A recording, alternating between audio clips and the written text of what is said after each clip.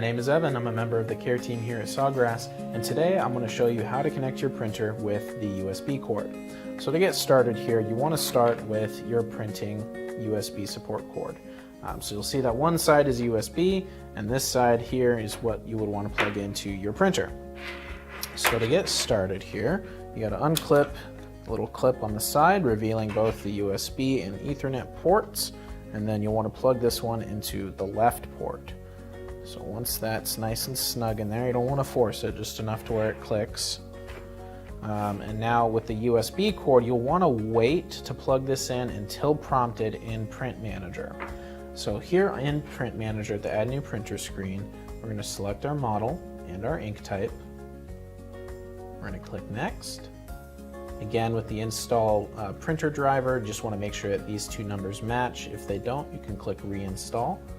But we'll click Next, and now we'll select USB. And now, at this screen, this is prompting us to plug in the USB cord, so now you can go ahead and plug that in.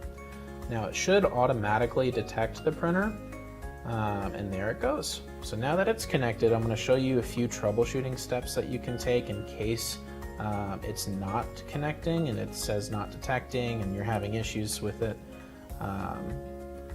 So let me go ahead and open up New Printer again. Select our model and ink again. Select Next, Next. So sometimes if the USB isn't working, you can click on Ethernet and you can click Next and Add Printer. So this is more of a bit of a workaround in case the USB is not working. So we'll click Add New Printer and click Next. Here it'll say connect a USB cable. You can click Next, Next again. And so it'll add the driver for you. And now it'll say waiting for a connection, and this is where you would want to go ahead and reconnect your USB cable. And so then from there it should automatically detect. If that doesn't work, there are a few other steps that we can take in order to get you up and running again. So here we can close that. So one thing to make note of is that if it is not detecting, you want to verify that your ports are working as intended, especially on your computer, because USB can be finicky sometimes. So to do that, you'll want to open up your device manager on your computer. From there, this new window will open up, and you can scroll down until you see Universal Serial Bus Controllers. We can click the little arrow next to that. And here you should see USB printing support.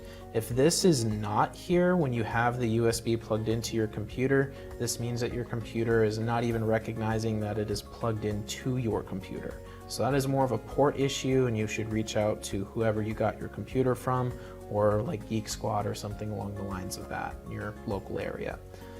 But if it is showing here and it's still not reading correctly, you can right click and you'll want to do uninstall device.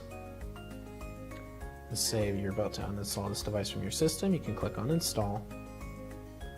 And then from there, because it's still plugged in, we can go to Action and scan for hardware changes. It'll reload. And then it should start to work, and it should show up in your printers and scanners. So if that doesn't work, we'll go to printers and scanners.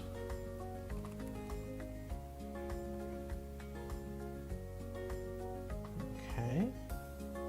And now it may or may not show your Sawgrass printer here. If it doesn't, you want to look under Bluetooth and other devices.